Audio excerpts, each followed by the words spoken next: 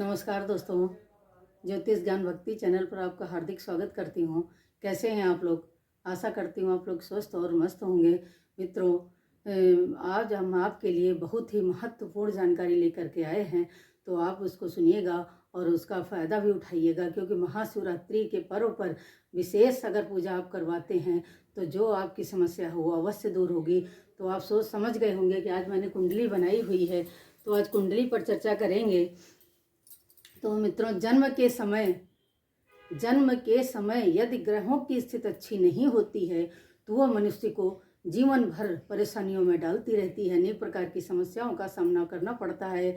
तो उसी विषय में आज मैं काल सर्प दोष की चर्चा आपके सामने कर रही हूँ। तो काल सर्प दोष या काल सर्प योग कुंडली में कैसे लगता है और उससे जातक को किन किन समस्याओं का सामना करना पड़ता है और उससे निजात कैसे पाई जा सकती है और हम उसके उन्नति के रास्ते पर उसको निवारण करके कैसे चल सकते हैं, तो आज इसी विषय पर चर्चा करेंगे। तो मित्रों, ये मैंने कुंडली बनाई हुई है। तो ये हमारा लगन होता है, ये प्रथम भाव होता है, ये इसको लगन बोलते हैं। और ये दूसरा है, ये तीसरा है, चौथा, पांचवा, छठा, सातवां, आठवां, नौवां, 10वां, 11वां और 12वां। तो ये कुंडली की चर्चा जो हम किसी और दिन आपसे लोगों से करेंगे। आज सिर्फ हम काल सर्प दोष के बारे में आप लोगों को बताऊंगी कि काल सर्प दोष या काल सर्प योग कुंडली में कैसे बनता है। तो मित्रों, अगर यहाँ पर राहु और यहाँ पर केतु विराजमान हो, जन्म के समय में यहाँ पर राहु और यहाँ पर केतु विराजमान हो और इसी के अंत में यहाँ पर सूर्य, चंद्रमा, गुरु, शुक्र और बुध, बृहस्पति, शनि, यदि ये सभी ग्रह विराजमान हो कि ये राहु है और ये केतु है, ये आपका लगन भाव है, ये आपका मध्य भाव है। तो अगर लगन भाव में राहु या और सप्तम भाव में केतु या के लगन में केतु और सप्तम भाव में राहु विराजमान हो और ये सभी ग्रह एक लाइन से 1 2 3 4 5 6 7 ये हमारे 7 ग्रह हैं और ये राहु केतु मिलाकर के 9 ग्रह बनते हैं। तो राहु केतु को छाया ग्रह कहा गया है। तो राहु केतु अगर के बीच में सारे ग्रह विराजमान हो या इसी तरह इस दूसरी तरफ भी यही ग्रह अगर विराजमान हो, ये एक स्थान जैसे इधर का खाली है, ऐसे यदि इधर का भी स्थान खाली हो, सारे ग्रह इधर विराजमान हो, तो ये काल सर्प दोष बन जाता है कुंडली में। तो ये काल सर्प दोष कहीं भी बन सकता है। तो मैं आपको बताना चाहूँगी कि ये काल सर्प दोष हमारा जो है ये कहीं भी लगन में कुंड बन सकता है। अब हमने लगन आपको बताई है कि लगन इस तरह से होती है और इसमें जो है ग्रह ये कहीं भी हो सकते हैं। तो जैसे मान लीजिए यहाँ पर केतु बना बैठ गया, यहाँ पर केतु बैठ गए और यहाँ पर राहु विराजमान हो गए। अब ये हमारे सारे ग्रह जो हैं, जैसे केतु के साथ में यहाँ पर सूर्य हो गया, ग्रहण के समय सूर्य केतु के साथ में होता है, यहाँ पर हो गया बुध और इसके बाद में शुक्र भी यहीं पर विराजमान हो गए, यहाँ पर बृहस्पति हो गए, यहाँ पर बृहस्पति मान विराजमान हो गए और इसके बाद में फिर हमारे चंद्रमा यहाँ पर हो गए, शनि यहाँ पर हो गए और यहाँ पर भी अगर कोई ग्रह नहीं है या अगर कोई भी ग्रह, ये राहु है और ये केतु है, तो इनके साथ में अगर मध्य में चाहे ऊपर हो या नीचे हो, अगर ये सातों ग्रह हमारे जो होते हैं ये अगर इनके बीच में बंधे हुए हैं तो इसको काल सर्प दोष कहते हैं। तो यदि हमारे ग्रह ये जैसे केतु सूर्य के साथ बैठा हुआ है तो ये ग्रहण काल का समय होता है, ये बहुत ही खराब माना जाता है। और यदि यहाँ पर राहु यहाँ पर सूर्य विराजमान है तो ये मध्य भाव में होता है। तो यहाँ पर बैठा हुआ राहु तो अपनी दशा में और सूर्य के साथ में है तो यहाँ भी ग्रहण दोष लग जाता है। तो अगर इस तरह से ग्रह हमारे बैठे हुए हैं तो ये जीवन में हमारे कार्यों में अवरोध उत्पन्न करते हैं, शिक्षा में व्यवधान उत्पन्न करते हैं। अधिक आप मेहनत करते हैं फिर भी आपको सफलता नहीं प्राप्त होती है। अगर आप किसी तरह से पढ़ लिख कर अगर जॉब ढूंढ लेते हैं, नौकरी लग जाती है, तो वहाँ बॉस की टेंशन बनी रहती है, नौकरी की चिंता सताए रहती है। बॉस हमेशा अपने नीचे के लेवल से झगड़ा और विवाद करता रहता है। तो आप ये देखिएगा कि ग्रहों की स्थिति, अगर ऊपर राहु और केतु हैं, नीचे ग्रह हैं, या ऊपर ग्रह और नीचे राहु केतु हैं, बाकी स्थान अगर आपका खाली है, तो ये काल सर्पदोष लगता है। इस तरह से कुंडली में काल सर्पदोष बनता है। तो ये जरूरी नहीं है कि सबकी कुंडली में हो, लेकिन 100 कुंडलियों में से 10 कुंडलियों में ये स्थिति जरूर बनती है।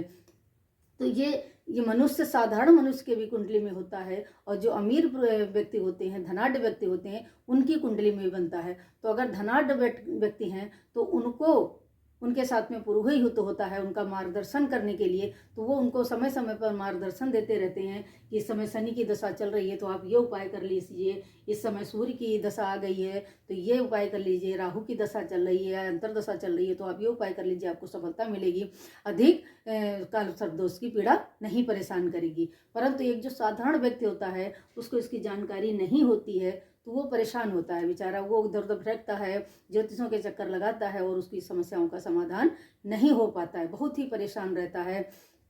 तो इसी विषय में आज हम आप लोगों से चर्चा कर रही हूँ। मित्रों, इसको गौर से समझिएगा और सुनिएगा। और ये महाशिवरात्रि आ रही है, इस दिन यदि आप काल सर्पदोष की पूजा करवा लेते हैं पुरोहित से, या आप स्वयं साथ में लग के करते हैं और स्वयं विराजमान वहीं पर होते हैं, पूजा करते हैं, तो आपको काल सर्पदोष से निवृत्ति मिल जाती है। तो मित्रों, वैसे तो कहते हैं कि जो 12 ज्योतिर्लिंग हमारे बताए गए हैं उनमें अगर पूजा कराते हैं तो मुझे अतिशीघ्र काल सर्पदोष से मुक्ति मिलती है। परंतु यदि आप कहीं नहीं जा सकते हैं, आपके पास में जो भी शिवालय हो, तो महाकालेश्वर का ध्यान करके और वहीं बैठ जाए, 12 ज्योतिर्लिंग का ध्यान कर लें, और इसके बाद में आप महामृत्युंजय का जाप कर लें, 1.25 लाख जाप करवा लें, या पुरोहित से 1.25 लाख जाप करा लें, या ओम नमः शिवाय उसका भी 1.25 लाख जाप करवा लें, और इसके बाद रुद्राभिषेक करवा लें, तो आपके ये काल सर्पदोष से शांति मिलती है। आपके शिक्षा में उन्नति होती है, व्यापार में आपकी तरक्की होती है, धन की आपकी आगमन शुरू होता है, और अनेक समस्याएं जो होती हैं जिसमें दुर्घटनाएं भी अधिक होती हैं, और मतलब अनेक प्रकार की अड़चनें जीवन में आती रहती हैं। तो अगर इसका उपाय कर लेते हैं और महाशिवरात्रि के दिन ये आप पंडित जी से करवा लेते हैं, पुरोहित से करा लेते हैं, तो आपको अवश्य शांति मिलती है। तो इसीलिए मैंने आज ये विषय आपके सामने रखा हुआ है कि महाशिवरात्रि आ रही है, तो यदि आपकी कुंडली में आप खोल के देखिएगा कि आपका ये लगन भाव है, तो ये राहु और केतु कहाँ विराजमान है, और बाकी जो हमारे मुख्य ग्रह हैं वो कहाँ कहाँ पर विराजमान है।